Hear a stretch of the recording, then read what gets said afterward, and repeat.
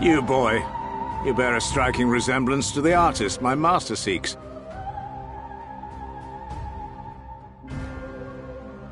By all means, keep your counsel. You will all have ample time to confess your crimes back in Eulmore.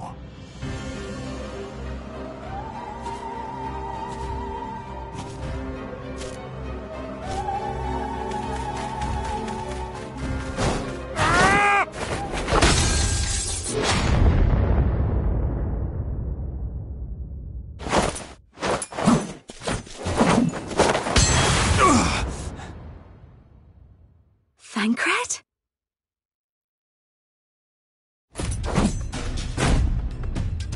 So, you are the wretch who stole her from us.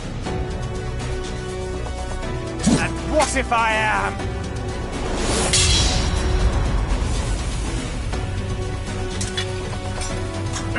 What?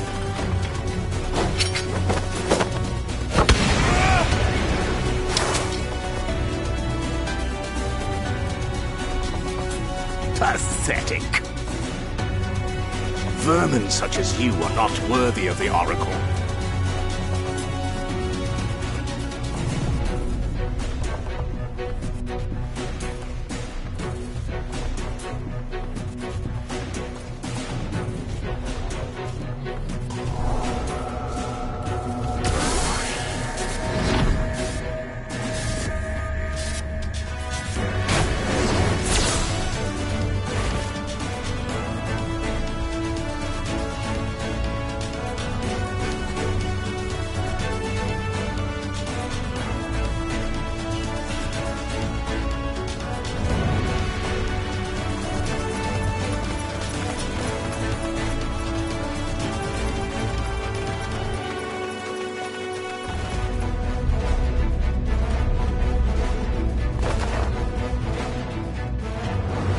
Break!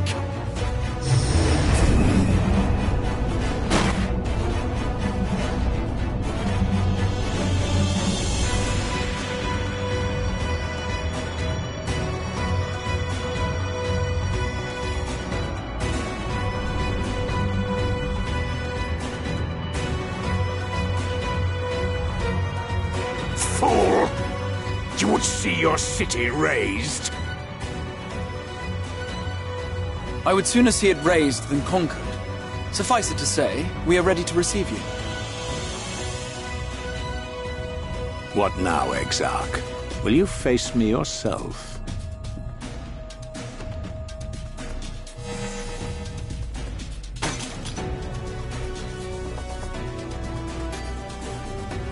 I think not, General. I've quite exhausted my tricks. If you mean to give chase, I will not stand in your way. But you would do well to tread warily, for your quarry goes to a place where even Eulmore dare not bear its steel.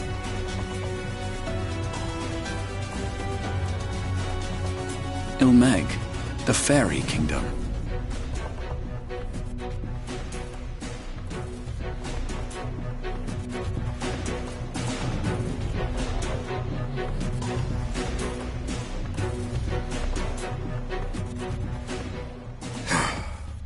Think that mountain of indolence still had the energy to unleash his hounds. Even the most pointless of conflicts may alter a world's course. And now the plan has gone awry. But how? How did the so-called Crystal Exarch bring the hero of the Source to the First?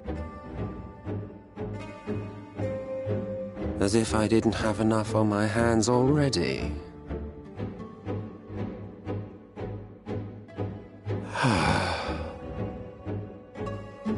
Then again, with a soul such as that.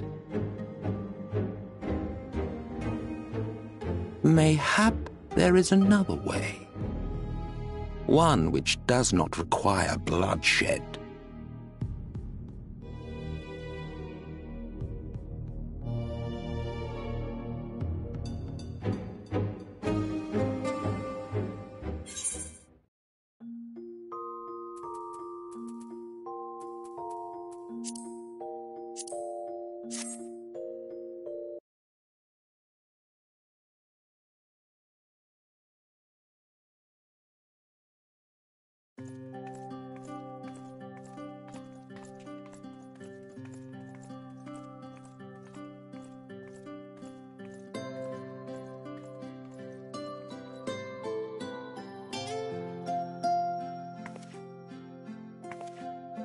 All seems well at the Crystarium. Yes. Eulmore was plainly more concerned with finding us. How flattering.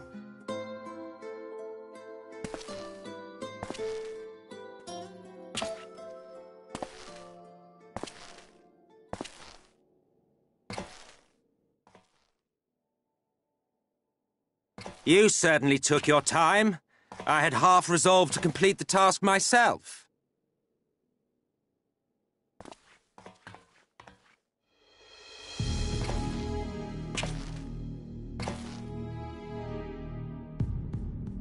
And you are... Were one to study the annals of Garlean history, one would find yonder visage on many a page. Though by rights its youth should long since have faded. Well, well, we have a historian in our midst. That spares me a lengthy explanation.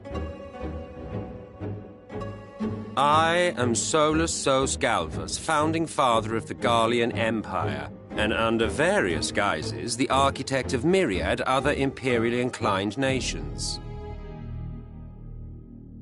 As for my true identity...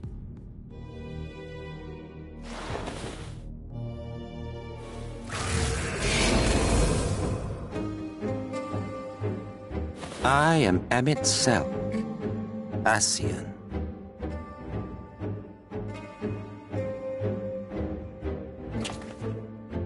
Gaius spoke of you, a native of the Source.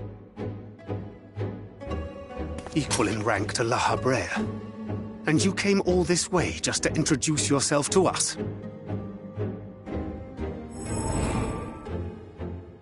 Behold the sky, restored to its former glory. Have you ever seen a more affecting spectacle? Oh, it is truly, deeply... infuriating. Do you have any idea how much you have delayed the rejoining?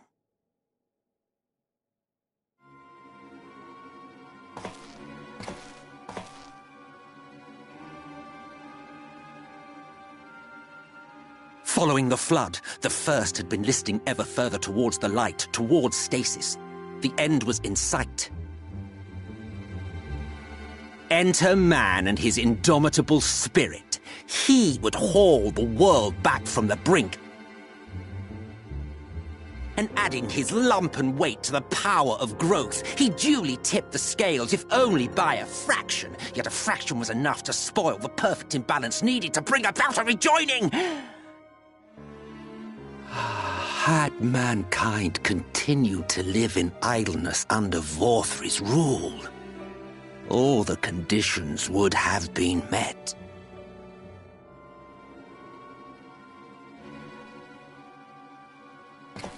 But you had to come and ruin it all. Thanks to your meddling, light supremacy is in doubt, and our painstakingly laid plans are in tatters! Well, I should begin by thanking you for confirming Urianger's theories on the inner workings of the Calamity. He will be most pleased. As for what happens next, might I suggest you admit defeat and walk away?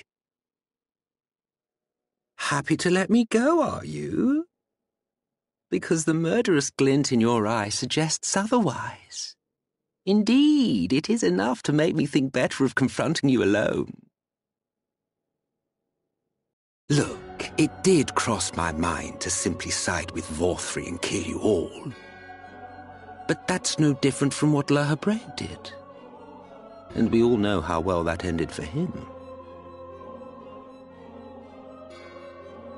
And so, while it is liable to be troublesome, I have settled upon a different approach.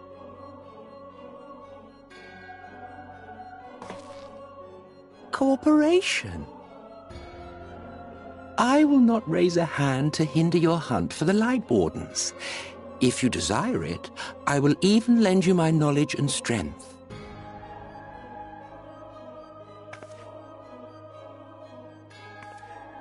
Since time immemorial, you and yours have labored to rejoin the 13 shards, at the cost of countless lives.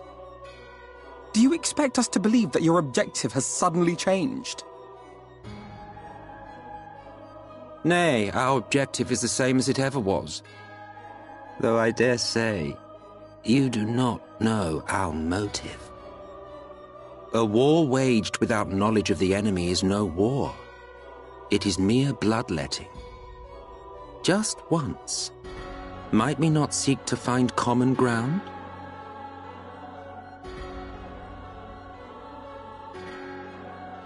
For good or ill, I am immortal. Provided I have the inclination, I can always begin anew, scheme and conspire to my heart's content. But this time I thought that I might instead try to see eye to eye, to understand what drives the hero of the source, to determine if our goals are truly incompatible. So come, shed your preconceptions. See beyond the unscrupulous villains you take us for. When all is said and done, we may find ourselves pleasantly surprised. The proud discoverers of a path of cooperation rather than opposition. Think of it.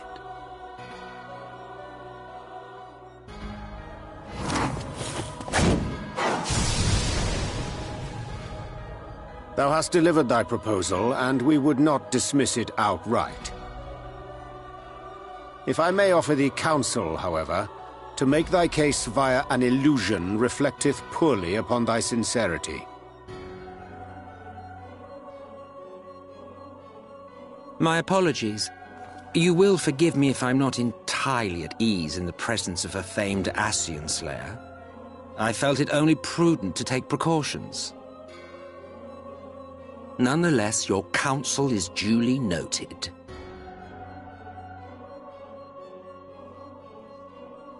I take my leave, friends. Rest assured, we shall meet again soon.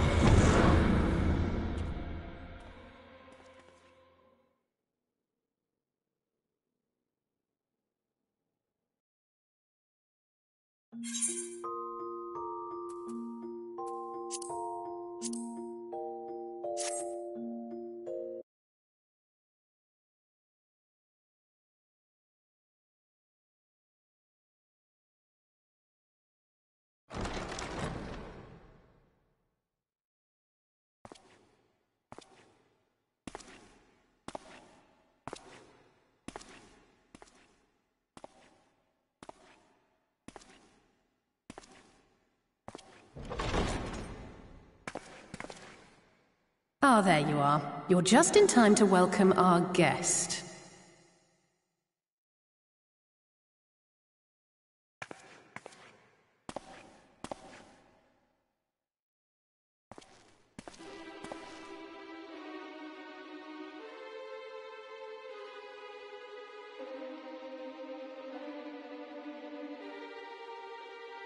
Please.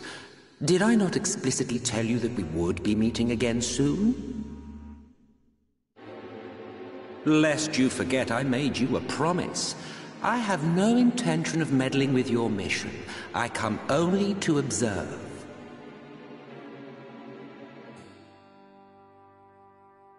Your Exarch friend in particular has piqued my curiosity. Summoning you all like that. Most impressive.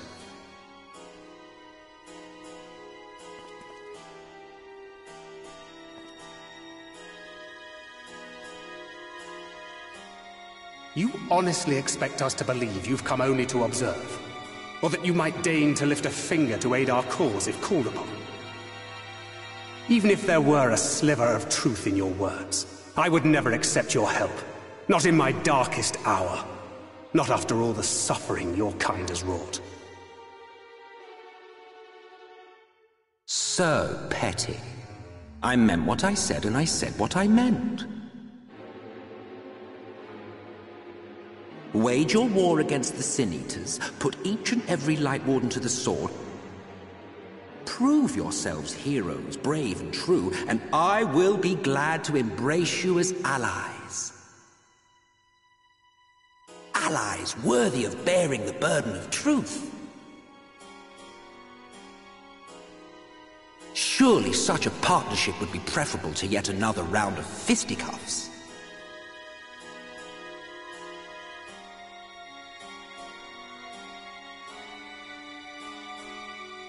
And thus did the olive branch wither and die.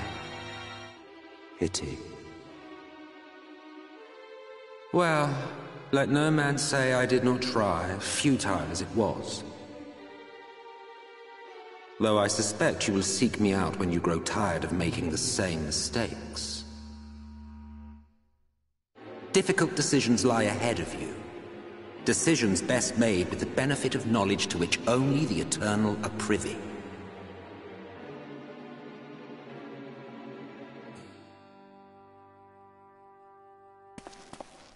For now, I shall resume my shadowy vigil. Whatever you choose to do, make sure it's worth watching, would you?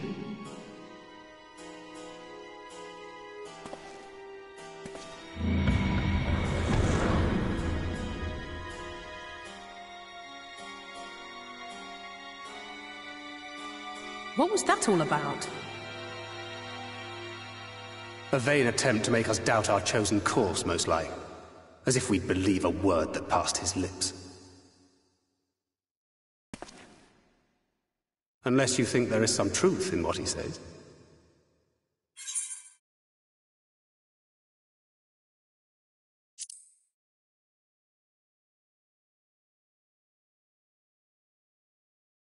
If he simply meant to lead us astray, he could have done so without revealing himself. At least, not in the manner he did. It goes without saying that an alliance with the Ascians is out of the question. But since we have no way of knowing where they might be hiding, it seems only logical to press on with our mission, even if our enemy seems content for it to succeed.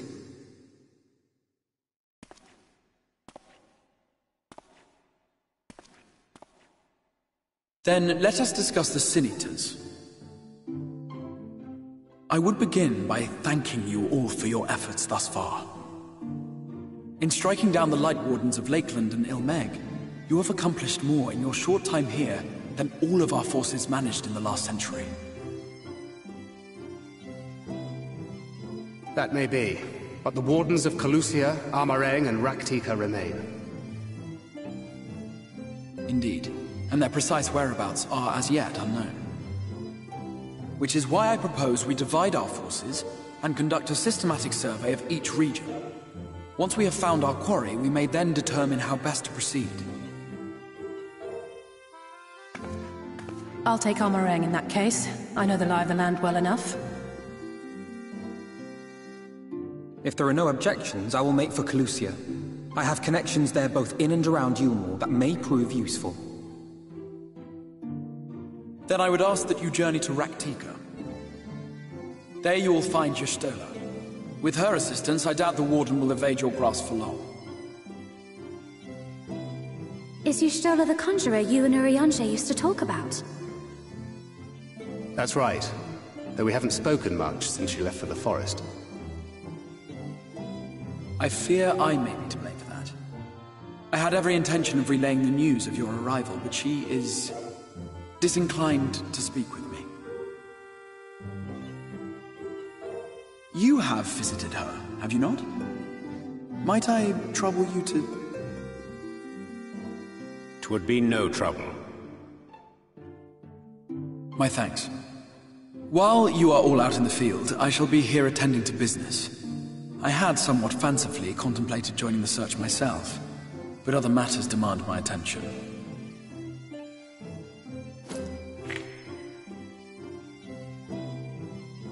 What's that? A missive from Lord Vorthry. He invites me to join him in Eulmore to discuss the recent conflict at Lida Luran. And? Did he even bother to offer any bait? It's obviously a trap. I should be surprised if it were not. Nevertheless, I must seize this opportunity to speak with him, even if only a few words are exchanged. Though my power will be much diminished so far from the tower, it is a risk I am willing to take.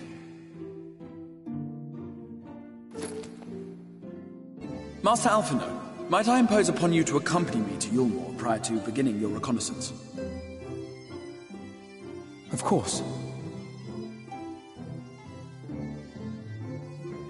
Then let us make ready. Safe travels to you all.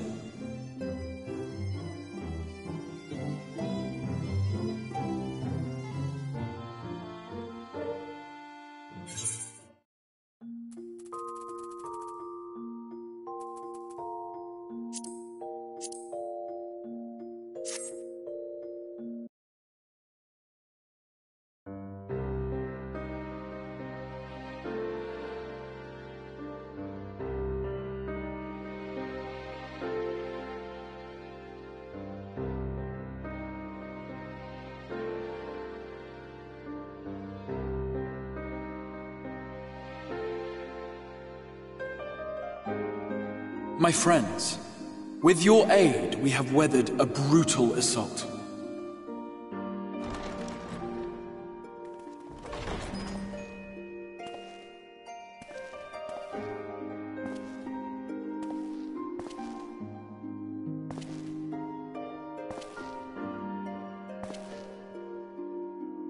Sorry I'm late, though I would not have been had anyone thought to notify me in advance. As I was saying, it was only with your aid that we weathered this assault. Without it, the Crystarium and all who dwell here would now be gone. For each we saved, another perished. If there is anything else we can do to help, anything at all, you need only ask. This is our home too, and we want nothing more than to keep it safe. Thank you. We are blessed to have you with us. As for the attack itself, Vorthry may call it divine retribution, but Sin Eaters are creatures of instinct. A coordinated assault is unprecedented. Moreover, in the absence of a Light Warden, there should have been no compulsion for lesser Sin Eaters to congregate here en masse. All of which points to a single, unavoidable conclusion. That these minions of light answer to a higher power. He who did claim kinship with them, who did boast of control, not in idleness, 'twould seem, but in earnest. Lord Vorthry. Indeed. What I mistook for bluster was in fact the truth. The Sin Eaters are his to command. But if he imagines this show of force will convince us to bend the knee, he is sorely mistaken. I take it your meeting in Eulmore did not end well. You could say that, yes. But I am wiser for the experience nevertheless. It appears he has mastered a technique which allows him to enslave the minds of others. A fact I discovered when he attempted to use it on me.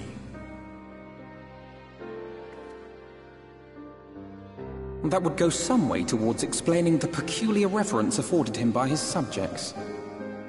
There may feasibly be a handful of true believers among them, I suppose, but it would not surprise me if the vast majority were in his thrall.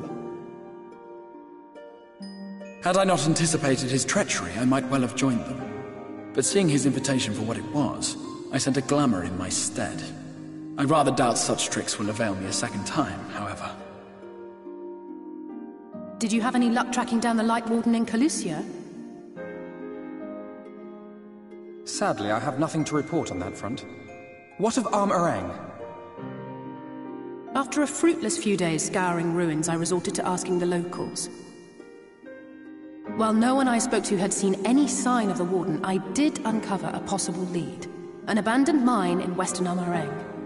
From what the Maud told me, it would be a perfect place to stay out of sight. Of course, I could never hope to explore such a labyrinth quickly or safely on my own, so I returned here. Even should we all join in the endeavor, an exhaustive search could take weeks, and with no guarantee of finding anything.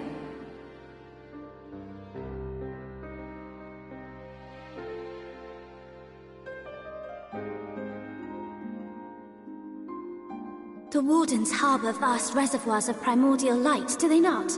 Far beyond anything found in lesser sin-eaters. And isn't it true that the Oracle could see the light of a sin-eater from miles away? Surely a Warden would seem like a blazing beacon by comparison. To the real Oracle of Light, I mean. The real Menphilia.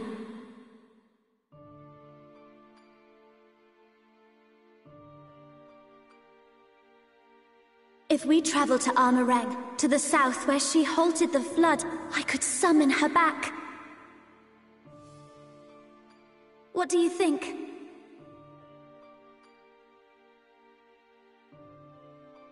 Don't. Don't what? Do what I can. What we both know is right. Do not presume to know my mind. You have no idea what you're proposing. But I do! I know why you never said anything. Because you thought you could keep me safe by keeping me in the dark. And maybe I thought so too. But I knew, Thancred. I always knew.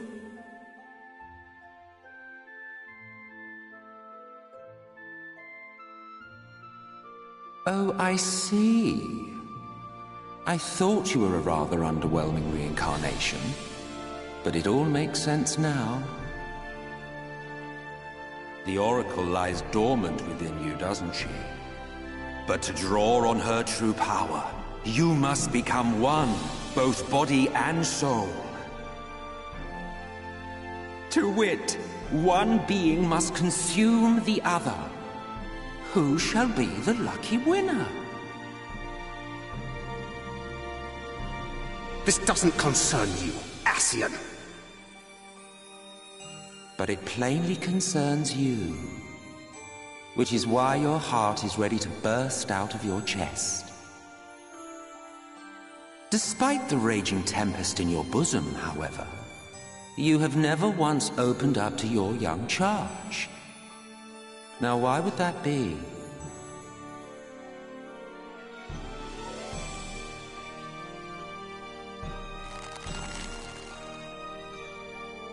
Love. Well, I for one think it's a marvelous idea. Certainly more promising than any of your other suggestions. So, it's off to Armorang we go.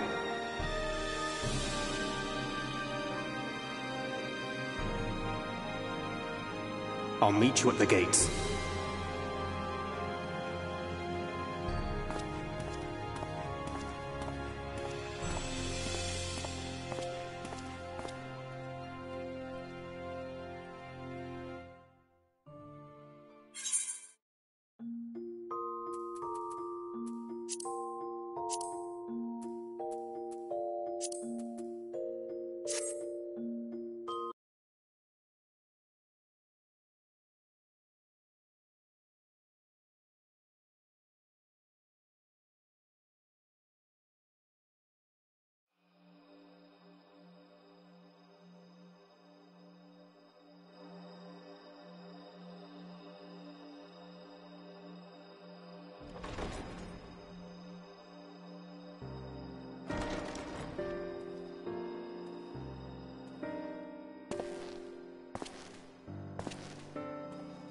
To what do I owe the pleasure that is your extended stay? Oh, to the tediousness of our hero's present endeavors. That and the insufferable abundance of light in Armorang. I should be glad to keep my distance. Oh, I'm rather fond of sleep, you know. It's a wonderful way to pass the time. Not that my compeers would agree, mind you. Always on the move, the lot of them. Like La Hebrea, constantly jumping from vessel to vessel. Such fire, such determination. So much passion, fleeting and forgotten.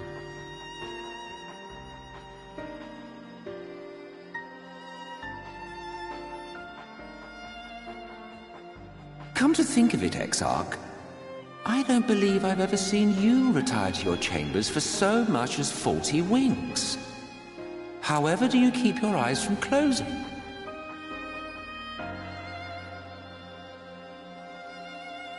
The cold shoulder. You wound me, sir. Always so guarded in our every interaction. Interactions you curiously refrain from sharing with the Scions and their champion.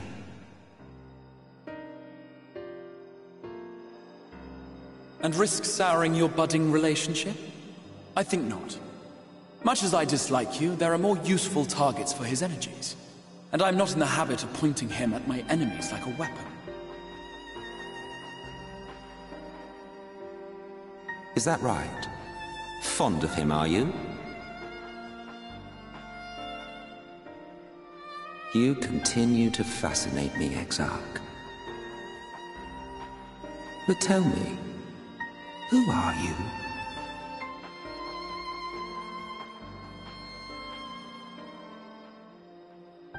The once great nation whose ingenuity gave birth to this tower was shaped by my hand. As such, I know full well the wonders it can facilitate and those it cannot.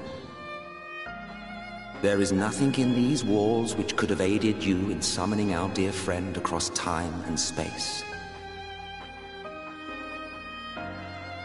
Much less in possession of his mortal flesh, not even I could have performed such a feat. I see. You had a hand in Allag as well.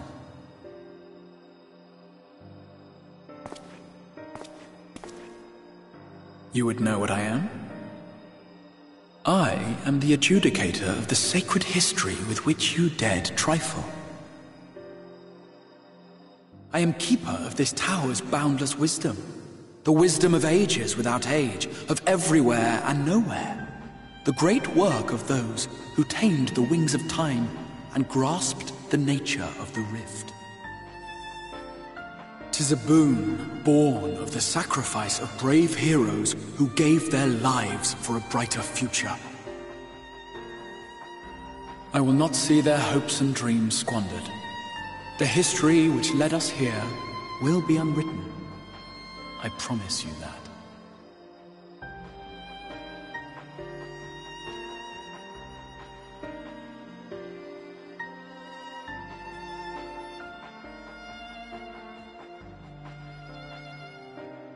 Well, it seems we are both eager to fulfill our duties then. On that much, we are in agreement.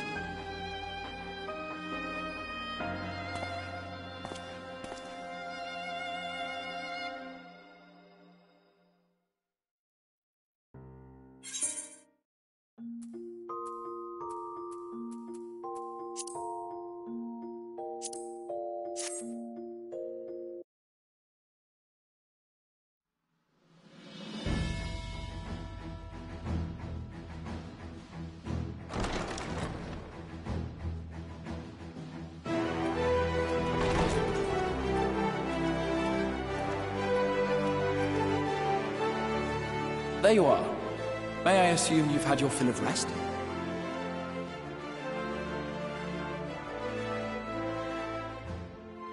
That is well. Now that we are all present, let us speak of our plan. Thus far, we have vanquished 4 Light Wardens. Dragons, restoring night to much of Norvrand. Only one remains, that of Calusia. And with Reen to guide us, I am certain we will find it.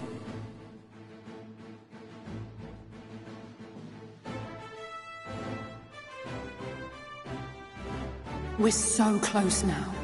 If we can just take care of this one last warden, we'll rob the Sin Eaters of their final foothold and drive them out of Norvrand once and for all. It will be a new beginning for the First. A chance for the people to rebuild their world. In short, a prize worth fighting for. And in thus delivering the First from destruction, so too shall we unsow the seeds of the 8th Umbral Calamity. Do you hear? Your dreamed of rejoining is in jeopardy. Are you sure you're not tempted to intervene?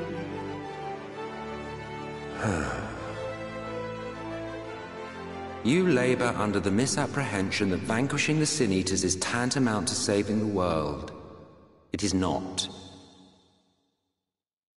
In truth, you only delay the inevitable, lengthening your fleeting lives by the smallest of margins.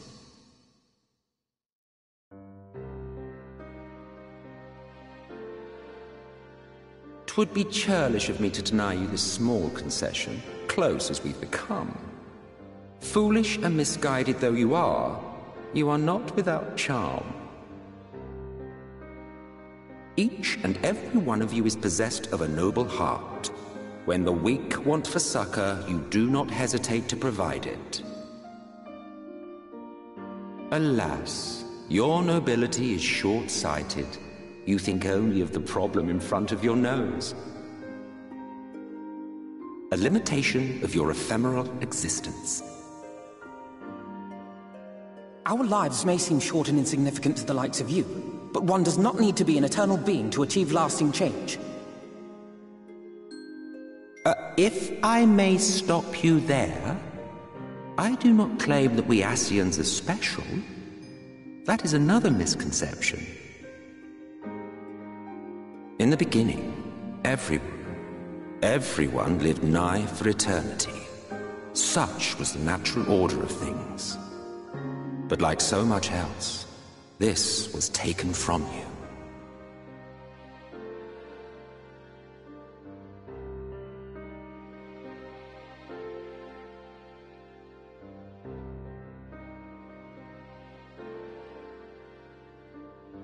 You won't object if I borrow your plaything?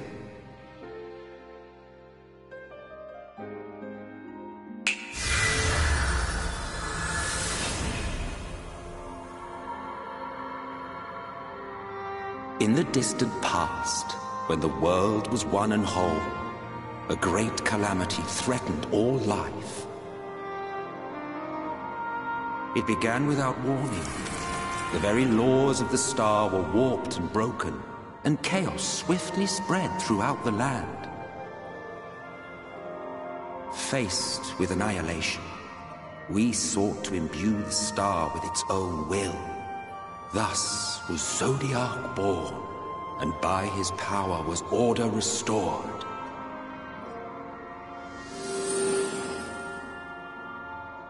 Ere long, however, thankless fools began to fear that Zodiac's might was too great, and so they conjured another to keep him in check. Your own dear Hydaelyn. And the two beings waged war until, with a single devastating blow, Hydaelyn unmade Zodiac, scattering his being across space and time. So you told us in the Katana Ravel. Yes, yes. And there began our woes, with Hydaelyn's blow and all that it wrought. As a counterbalance to Zodiac, Hydaelyn was created with the power to enervate her foe. This singular ability strikes not at such banal things as flesh, but everything that defines the target, diluting its existence. For example, were she to strike you,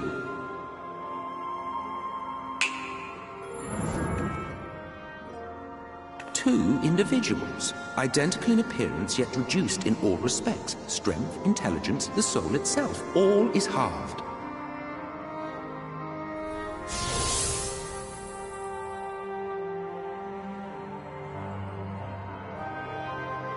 Do you see? This self-same fate befell not only Zodiac, but the very star.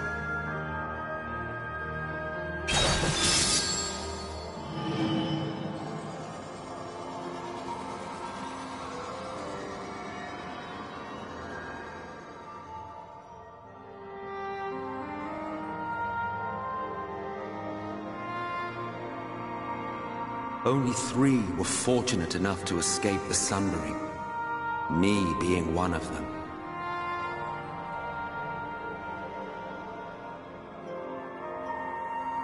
When I beheld the shattered remnants of our home, I knew deepest despair. The inhabitants of these 14 fragments were feeble, frail and foolish, oblivious to their imperfection, ignorant of their past.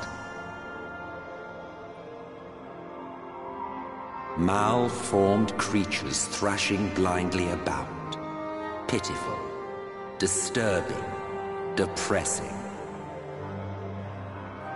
So, we took it upon ourselves to rejoin the worlds. But in our eagerness and, I confess, our ignorance, we erred and made a useless void of the 13th.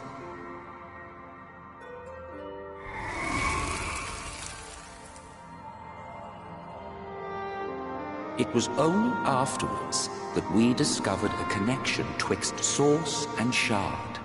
A flow of energy that maintains elemental balance. And thus did we arrive at our time-honored modus operandi.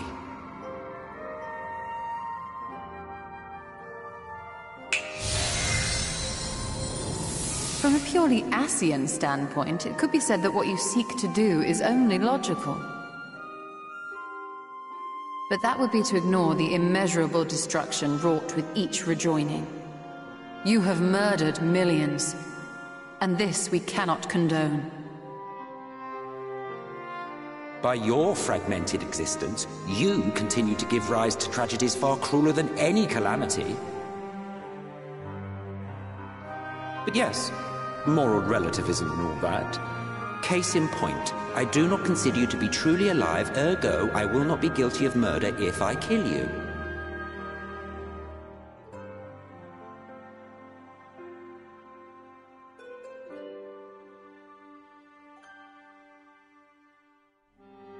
Oh, don't look at me like that. You for whom I have only the highest expectations. A vaunted hero of the Source, 7 times rejoined.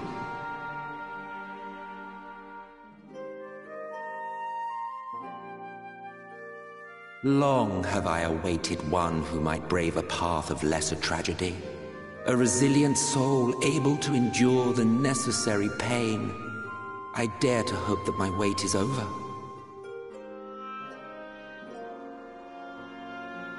So, finish your task and slay the Light Warden. Make proof of your usefulness, and then we may speak again.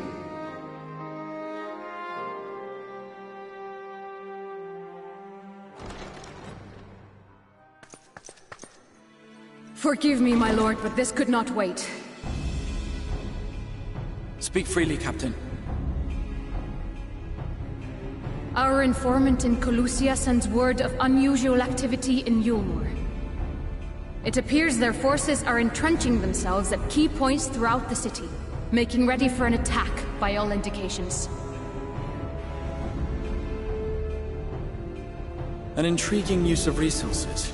I rather doubt Lord Vorthry is concerned for the safety of his citizens. You think he's harboring the Light Warden inside the city walls? Even if he does have some means of controlling the Sin Eaters, wouldn't that be a little risky? Risky or not, if there is even a chance the Warden is hiding there, we will need to act fast. The longer we wait, the better prepared the Eulmorans will be.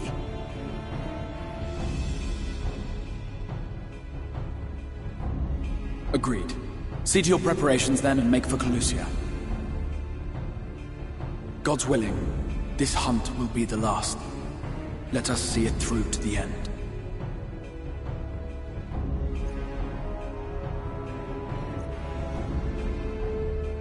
We should begin by assembling in Rite. There we may assess the situation in Eulmore and decide how best to proceed.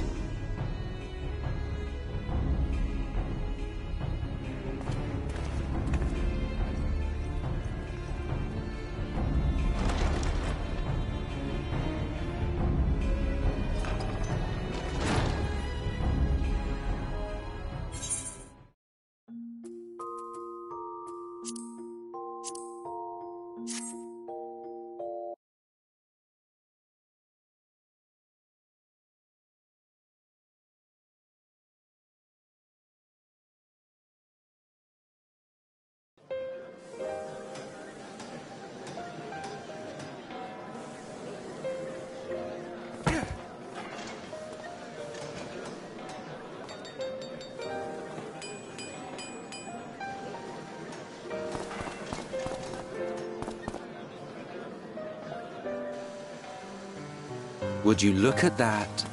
The citizens of Eulmore engaging in what can only be described as manual labor. Who would have thought it possible?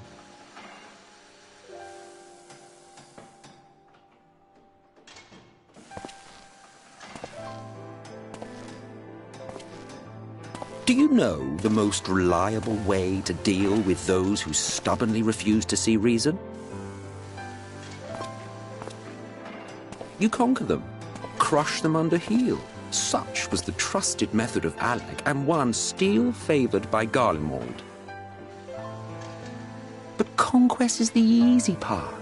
The true challenge begins once the dust has settled, quenching the glowing embers of animosity and maintaining a semblance of peace. This requires the conqueror to treat the conquered with dignity, and the conquered to let bygones be bygones, a difficult feat to achieve. But you have achieved just that, to my considerable surprise. It's a compliment. Take it.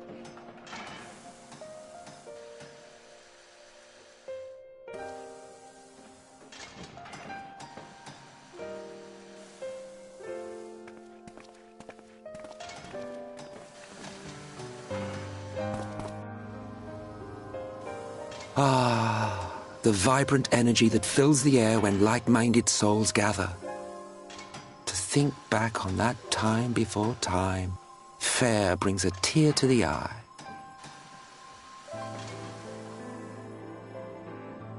What?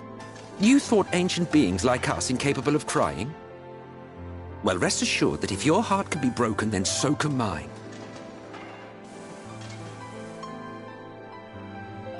Back when the world was whole, we had family, friends, loves. Men knew peace and contentment, and with our adamant souls, we could live for an age. There was no conflict born of want or disparity. Our differences paled into insignificance next to all we had in common. And then there was Amarok. Never was a city more magnificent. From the humblest streets to the highest spires, she fairly gleamed. Not that you would remember any of this.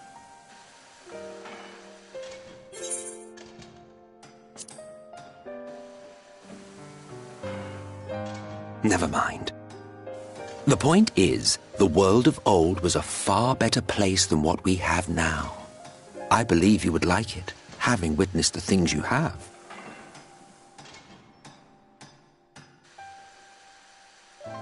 Remember, you are of the source. Unlike the half-men here, you stand only to gain.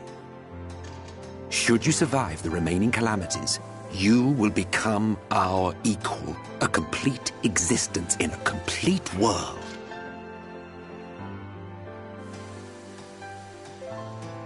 But such talk is a pleasure for later. Back to work, hero. Ah, there was one thing I had meant to ask. How well do you know the Exarch? Has he ever deigned to show you what hides beneath the cowl?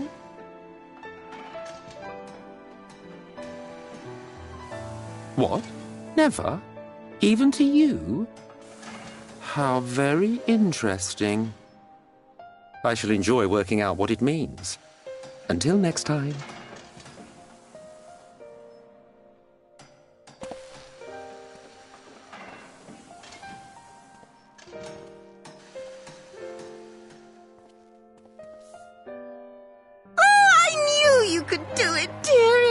I never doubted you for a moment.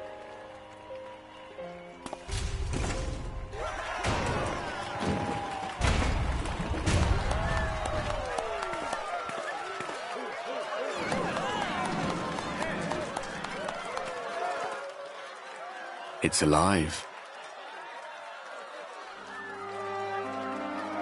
I don't know if you remember, but when we first met in this world, I was all but spent. I never thought to wonder why until now.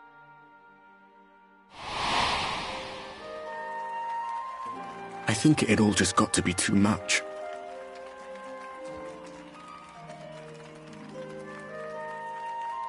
The guilt of causing the flood. Knowing everyone hated me. But the worst thing was the solitude. Time wears you down, aye. Solitude eats away at you. It was this close to finishing me off. But as bad as it got, and as empty as I felt, I can't even begin to imagine what it must be like for Emet-Selch. All of which is a long way of saying, don't make a choice that leaves you alone. Nothing is worth that. Especially not eternity.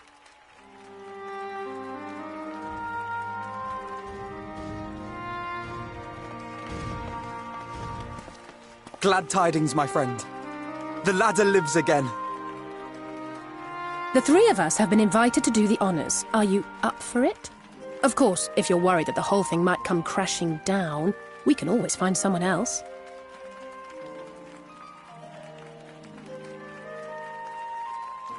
That's the spirit.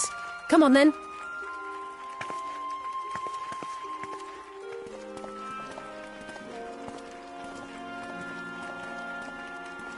We rode the ladder too, my comrades and I.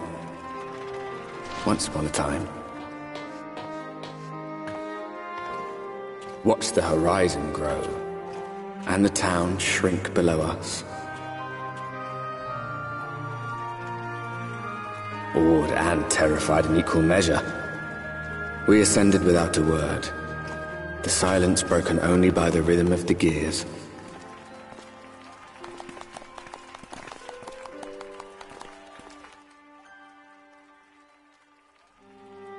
No one but me remembers that day.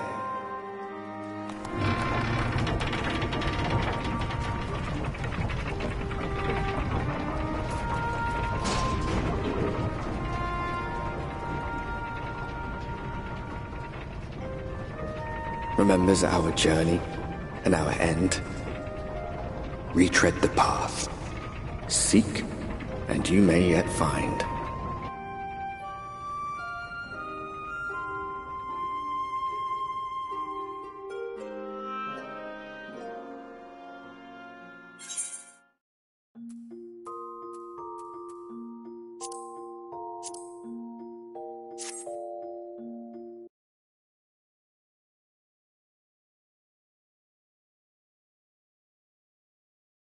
The future is where my destiny awaits.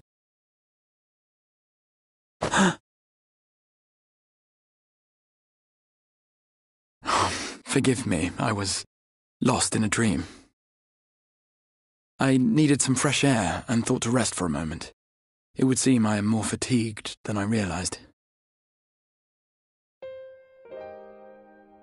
Too much time away from the tower, I fear.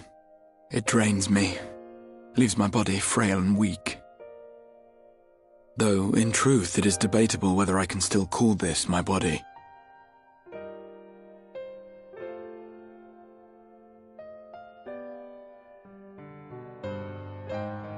When first I turned my mind towards the salvation of the world, I came to the conclusion that it would take many long years, many more than remain to me. And so I made myself one with the Crystal Tower, that I might live indefinitely. I am but an extension of it now, hence my weakness the farther I travel, and the longer I am away.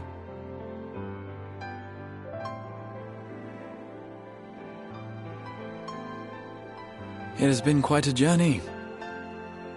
But thanks to you, the end is in sight. My wish will finally be fulfilled. How goes the construction effort?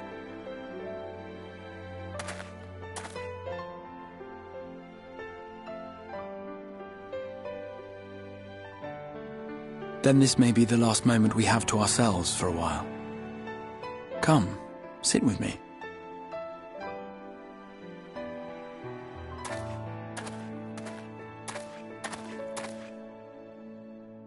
Tell me, when all of this is over, what will you do?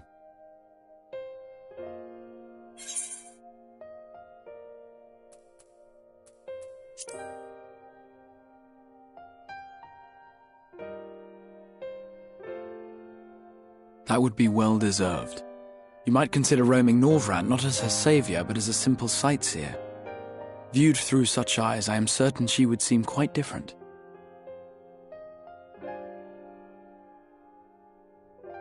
But whatever it is you decide to do, I have every confidence that you will do well. For you have the strength to forge your own path. You will leave countless lives better than you found them, and the souls you touch will never forget your kindness. Then, in trying times, when you question your worth and your choices, they will raise their voices to remind you of the difference you have made. And thus will your deeds come to affirm your path. Remember this.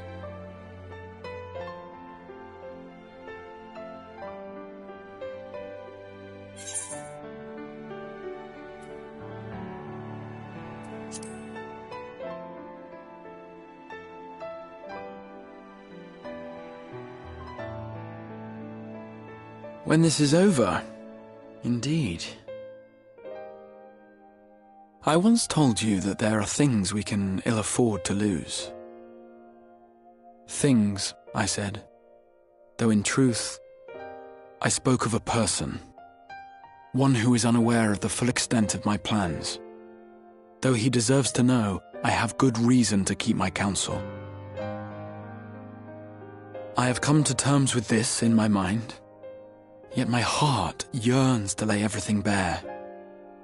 For he is my inspiration, and I would give much and more for the chance to speak with him as friends, with no thought of concealment.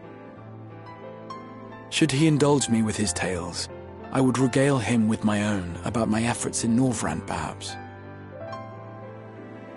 Though, ultimately, that tale is more yours than it is mine. Then, I would ask him about his next adventure. And if he should wish me to be a part of it, oh, how happy it would make me. Together we would travel the lands and cross the seas and take to the skies upon the eternal wind. My heart swells simply to imagine it.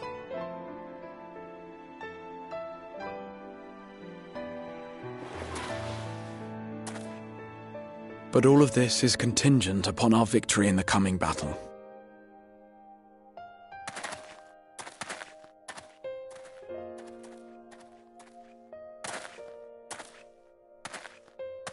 The people of this world have entrusted their hopes to us. We cannot fail them. Nor those who roused me from my slumber.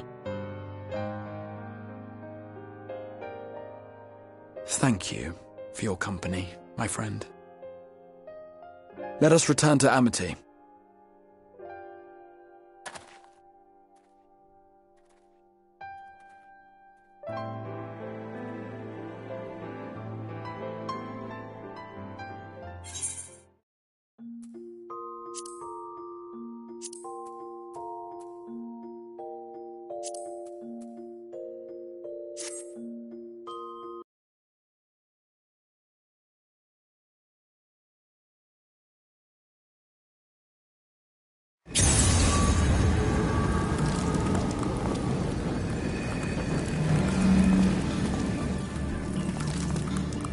Are you all right?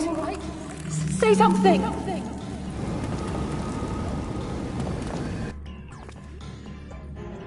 "12 for Fend. He cannot contain the light. He's beginning to turn. Urianger, if you've aught up your sleeve, now is the time."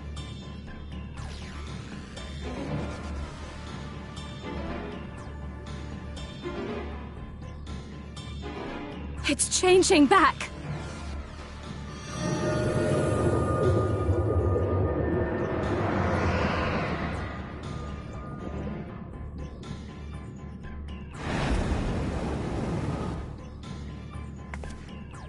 The combined power of every Light Warden is too terrible a burden for any one soul to bear. And so I shall relieve you of it.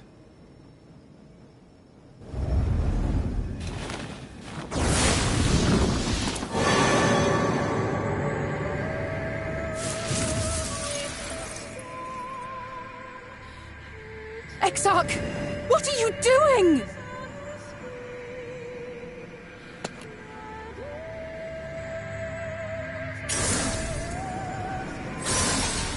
I will channel this profusion of power to the Crystal Tower and use it to travel to other worlds. As I have dreamed of doing ever since I first learned of their existence. Who would choose to remain here in this dying realm when they might go elsewhere and begin anew? Not I. And thus did I use you. No, I don't believe you. It doesn't make sense. Damn you! We won't let you do with him as you please. Do not interfere! Please, I beseech you all, let him go!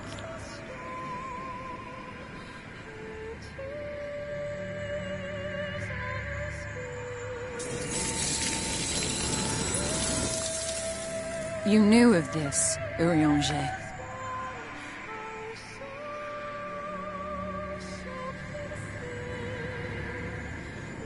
'Tis all a fiction.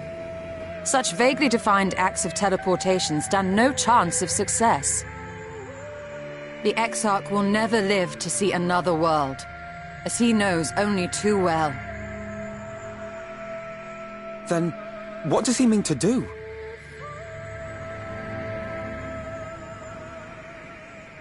He means to take the light with him into the rift, where he will die. From the beginning, he intended to sacrifice himself to save our friend and Norvrent.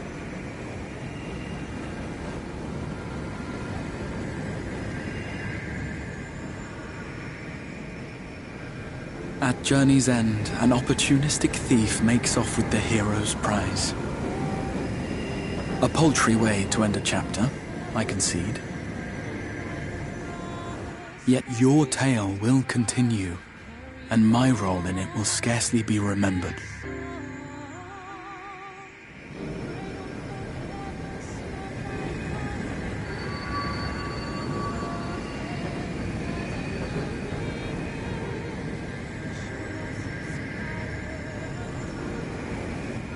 Worry not. Whatever should become of me, I will be happy and free, safe in the knowledge that I have played my part.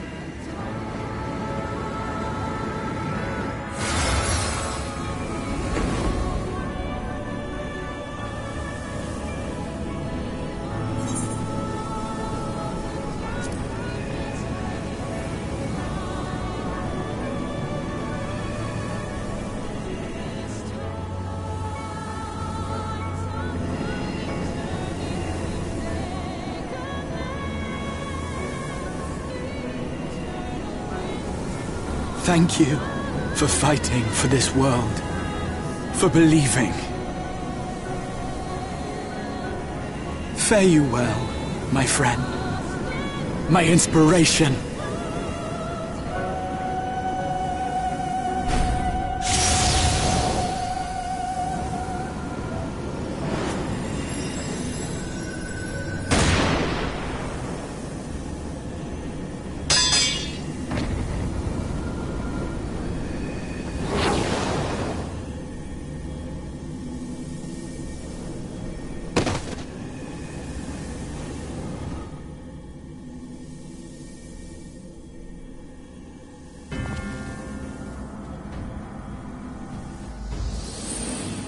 Only those who possess the royal eye of the Allagan Imperial line are capable of controlling the Crystal Tower. Such individuals do not exist in the First.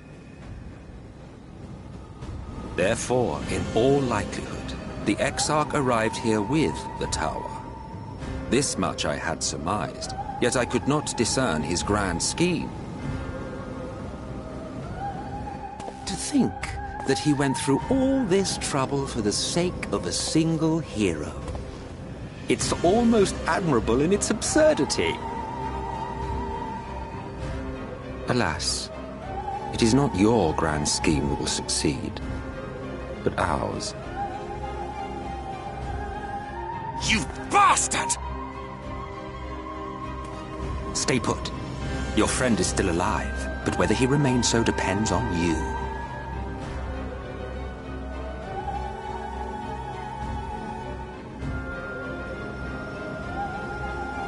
What a disappointment you turned out to be. I placed my faith in you, let myself believe that you could contain the light. But look at you now, halfway to becoming a monster. You are unworthy of my patronage.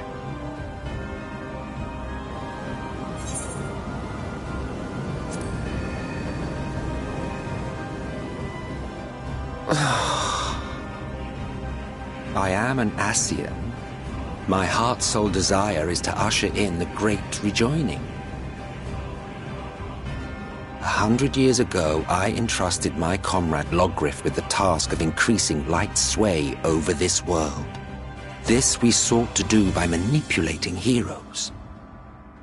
When that failed to achieve the desired result, I created Vorthri. But thanks to your meddling, that too has ended in failure. What was your true purpose in approaching us? By your 12, boy, have I not told you before that everything I said was the truth? You were specimens by which I might gauge man's potential as it stands. I genuinely had an interest in you, genuinely considered taking you on as allies. Provided he could contain and control the light. If not, then he, and by extension you, would be of no use to me. 'Twas as simple as that. So, we've been found wanting. How disheartening. But even had we fulfilled your conditions, there was no guarantee that we would cooperate. What then? Then I simply kill you all. At the very least, it would restore the world to the way it was before you went about trouncing Light Wardens willy-nilly. Suffice it to say, it would be most inconvenient to have all that light taken away, and I would be lying if I were to claim his actions didn't have me worried.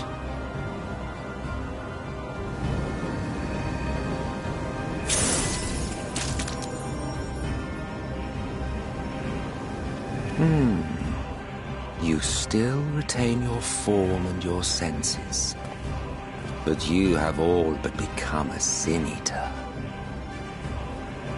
Whether you will it or no, your mere existence will serve to engulf the world in light. Those in your company will likewise turn into Sin Eaters, And in time, you will succumb to your base instincts and hunt innocents to feast on their sweet, sweet ether. Those few with the will left to fight may rise up against you. But before your absolute might, they will quickly know despair. There is no hope. We are finished. Mankind is finished. Ah, the irony. What fourth we achieved through bliss, you achieve through despair. But I have overstayed my welcome. I shall look forward to seeing you bring the world to its knees, hero.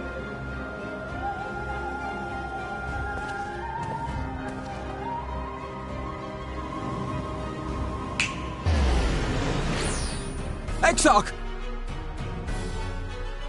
I have naught to show for all the time and effort I invested in you. He is a small token for my troubles.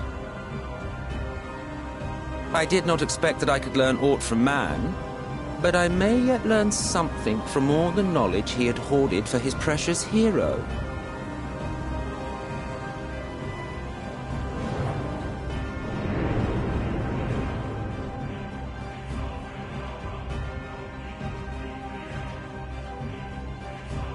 I pity you, I do. Your friends are now your foes. If you do not kill them, they will kill you. When it all becomes too much to bear, seek me out at my abode in the dark depths of the Tempest. There, you may complete your descent into madness, with some dignity, far from prying eyes.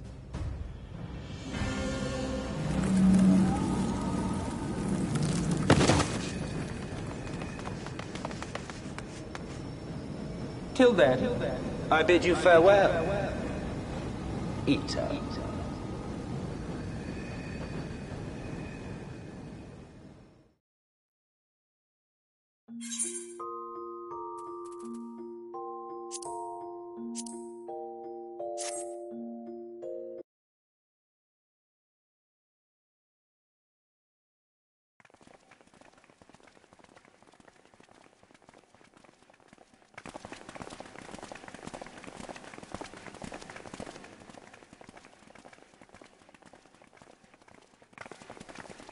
This really is unacceptable.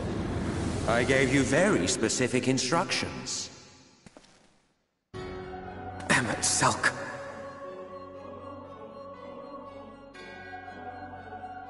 My invitation was for an abomination, ripe with the power to bring about the world's annihilation.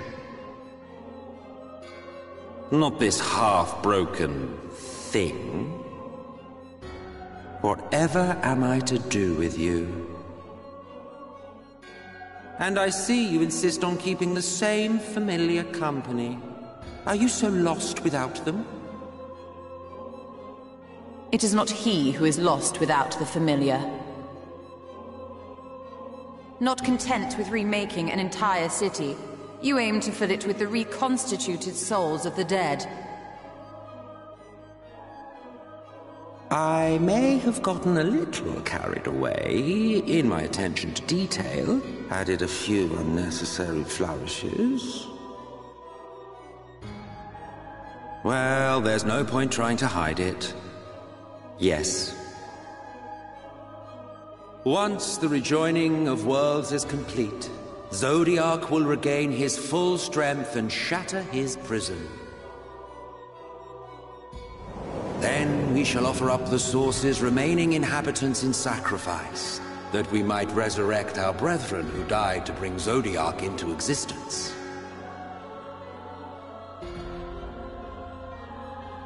But what was it that you came here to do exactly?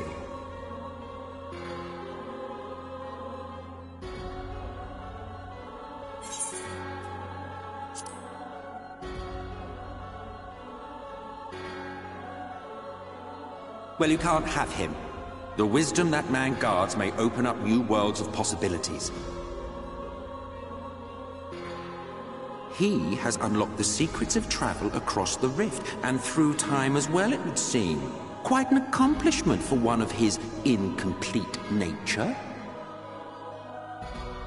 I must explore the limits of his capabilities, and harness that power for the Ardor.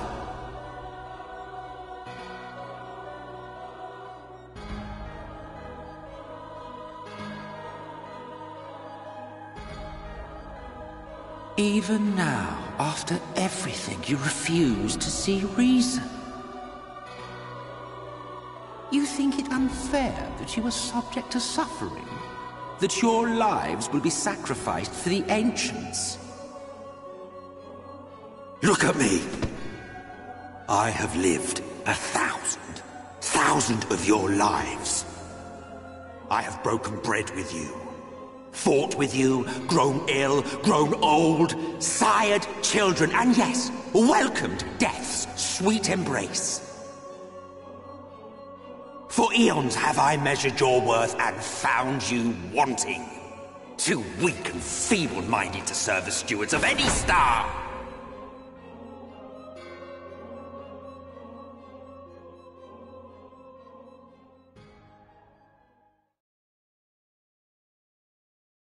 Have your recent spats with Vorthri and his Sin-Eaters taught you nothing? Have you not learned that your ignorance and frailty beget only endless misery?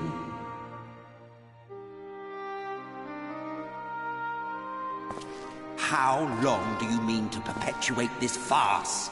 How much more must I endure your bumbling interference? Let us imagine that the laws of reality are again undone, and the world faces true annihilation. Do you honestly believe that half your number would sacrifice themselves to save the other?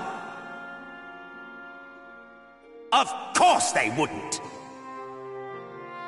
And if you had witnessed history unfold as I have, you would reach the same conclusion.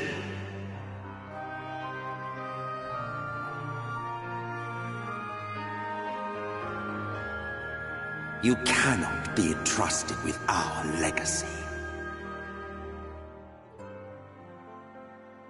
I will bring back our brethren, our friends, our loved ones. The world belongs to us, and us alone.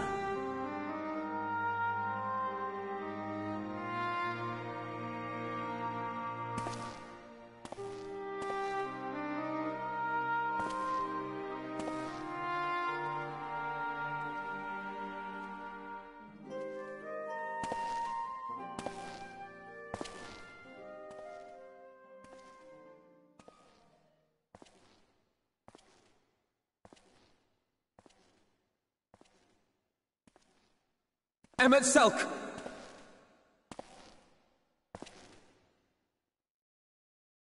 We understand, truly, but it makes no difference. The ones you love are in the past, while ours are here in the present.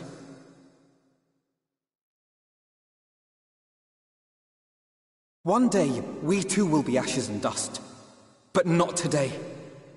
Our time is not yet finished.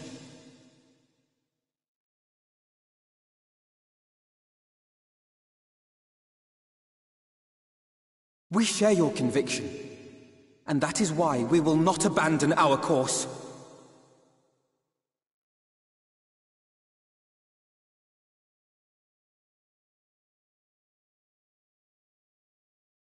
You think us the same?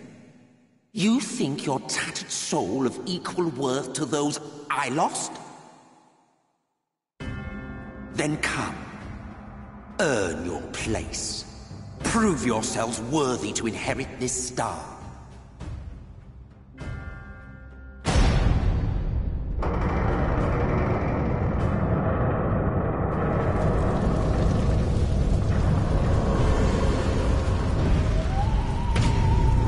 Behold the coming oblivion. 'Twas the end of our era, and the beginning of our great work. A fitting backdrop for your final judgment.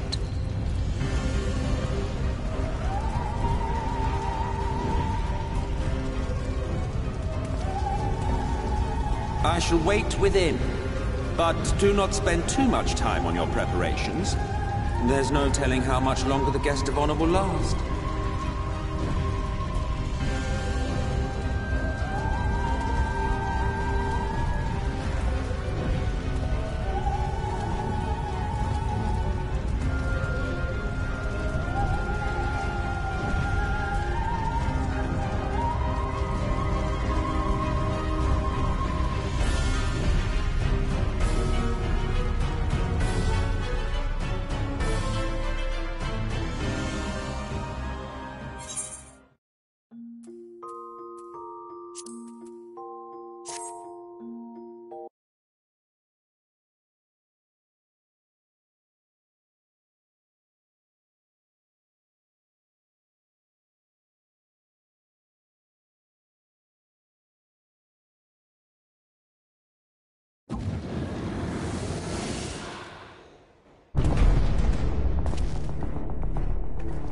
Well, well, you prevailed.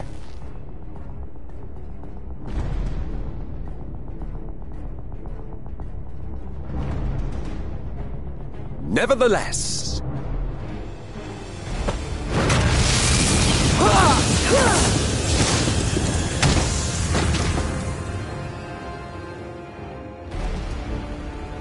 Your performance was underwhelming, and I remain unconvinced of your worthiness.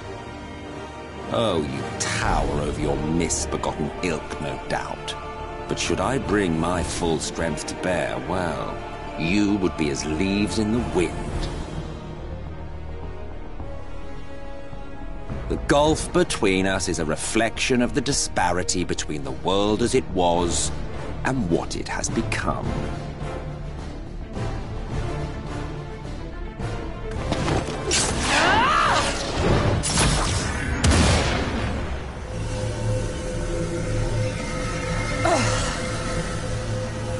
Our worlds may not live up to your lofty standards, but they are our worlds, our homes, full of life and love and hope. And we won't stand by and let you destroy them!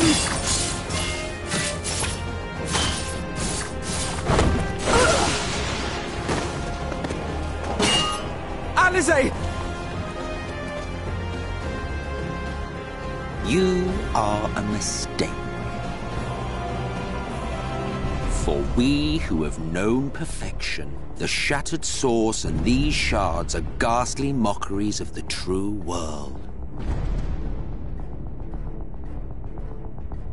The ephemeral lives you exalt are pale imitations, utterly devoid of meaning.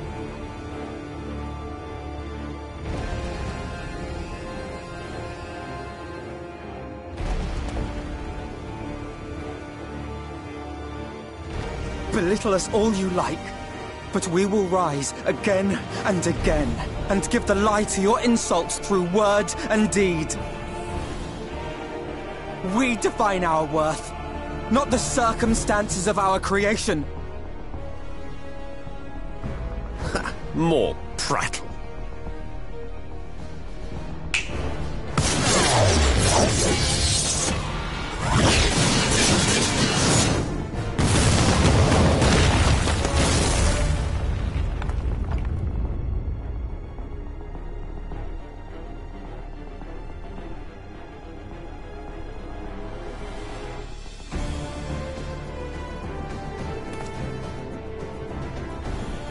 Fool, who are you? No one, nothing. Once I have reclaimed my heritage, my first act will be to expunge your stain from history's weave.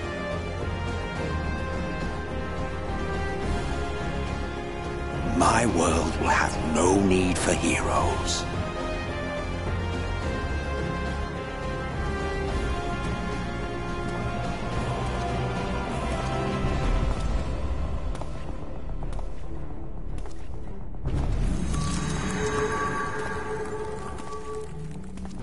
Still fighting the good fight.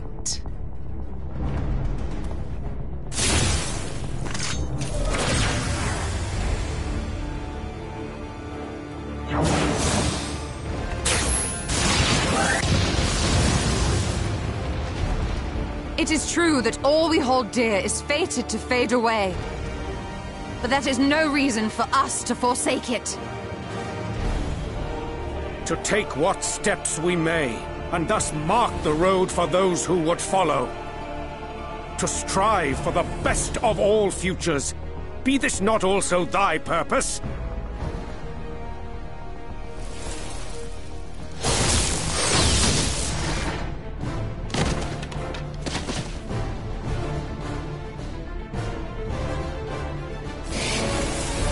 Do not presume to speak of my future.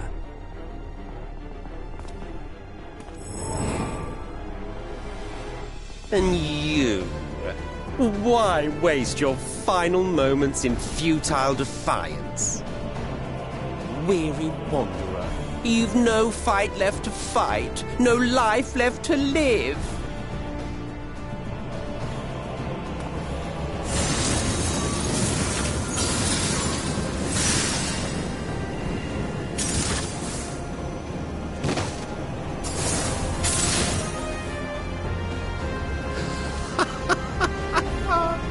You see, the light will not be denied. Surrender to your fate, and let the transformation take you. Rise up in madness and fury. Devour the vermin infesting the land which is rightfully ours.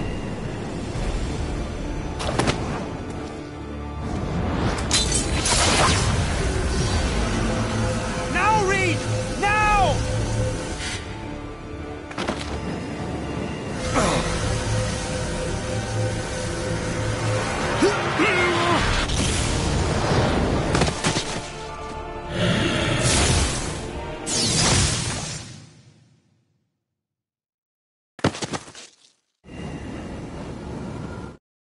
Fight it.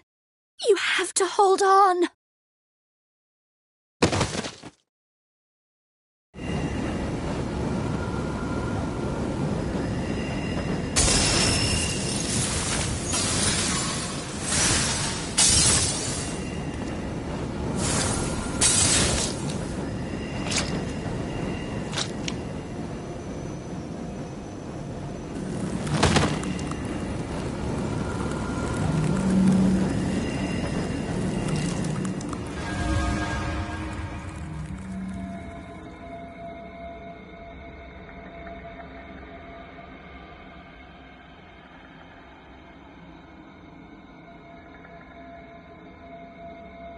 If you had the strength to take another step, could you do it? Could you save our worlds?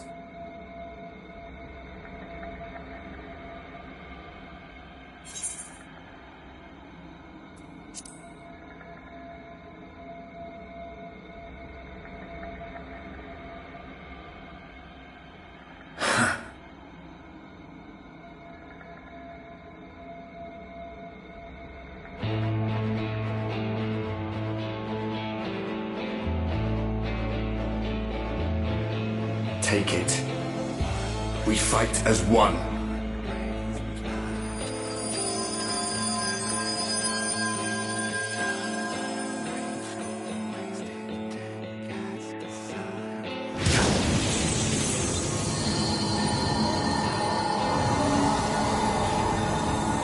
This world is not yours to end. This is our future. Our story.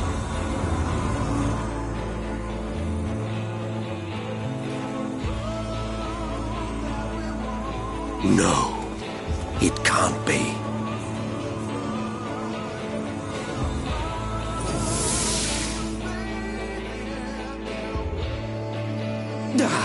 That trick of the light. You are a broken husk, nothing more. How can you hope to stand against me alone? We stand together!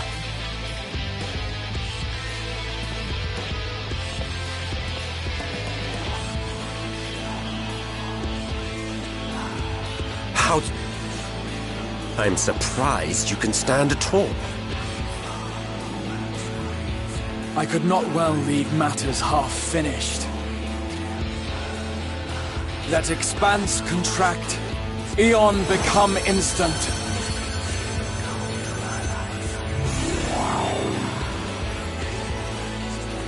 Champions from beyond the rift, heed my call!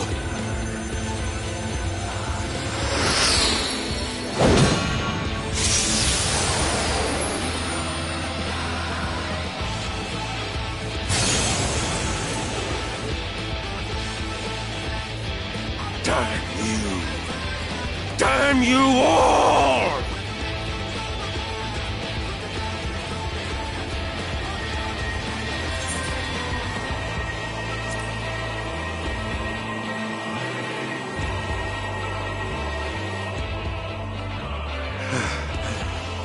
Very well. Let us proceed to your final judgment. The victor shall write the tale, and the vanquished become its villain.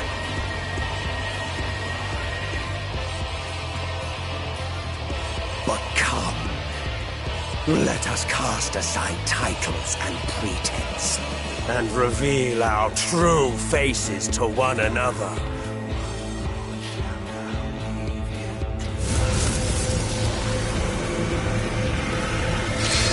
I am Hades, he who shall awaken our brethren from their dark slumber.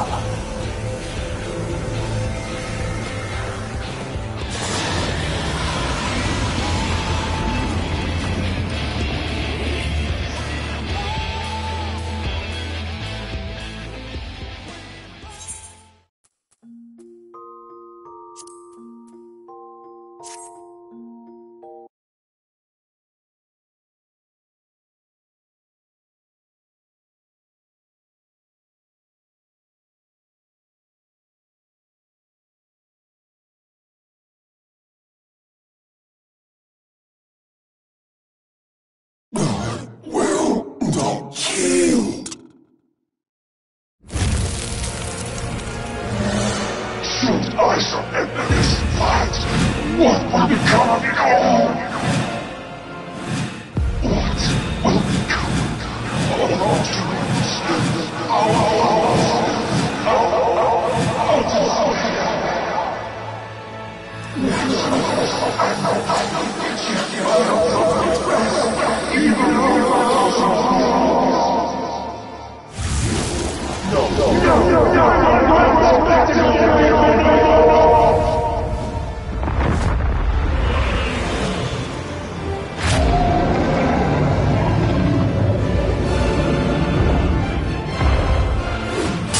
Enough, damn you!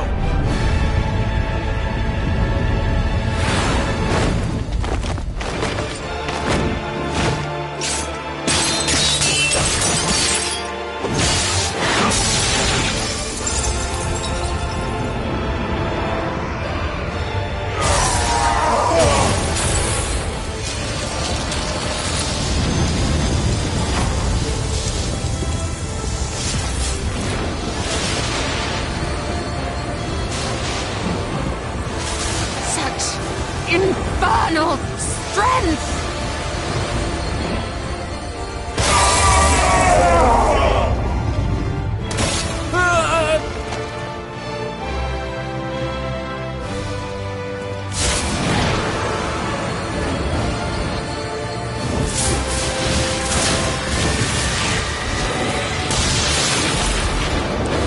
Now! Strike with all thy might!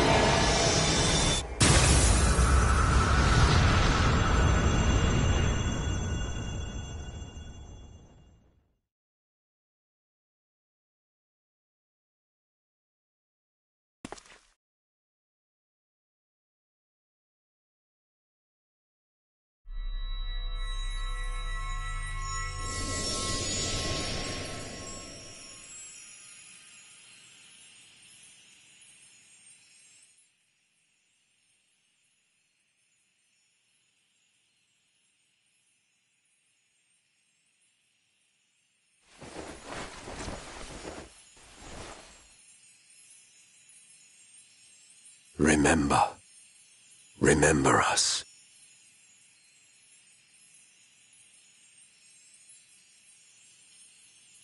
Remember that we once lived.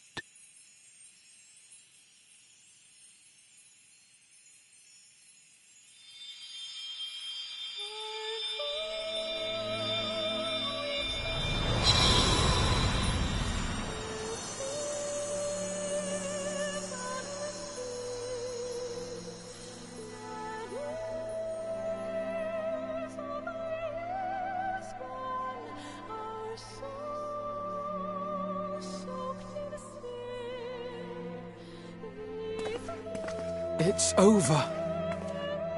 Emet-Selch is no more. More importantly, how do you fare?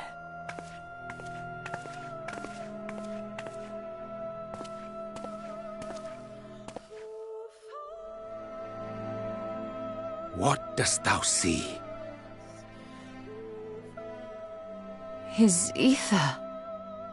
It is as it used to be. As a disciple of Zodiac, the Ascian was the darkness to your light.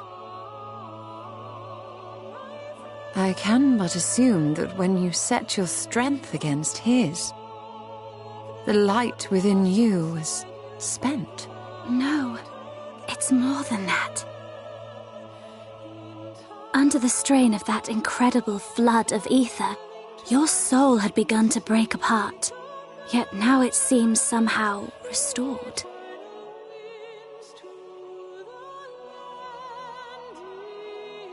I tried to help you before the battle, but Emet-Selch stopped me. So, how did you... exactly what did you... Can you tell us what happened?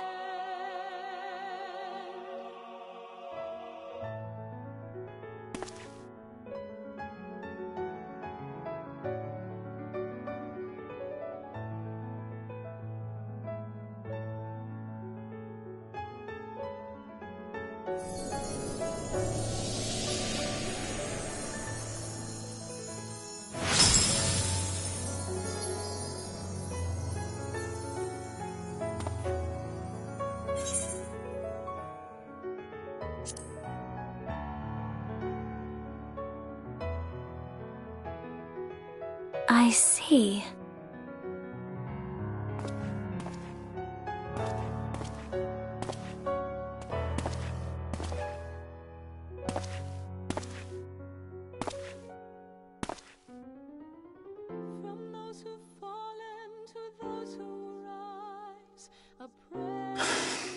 Where to start? I believe I owe you all an apology. And you, most especially.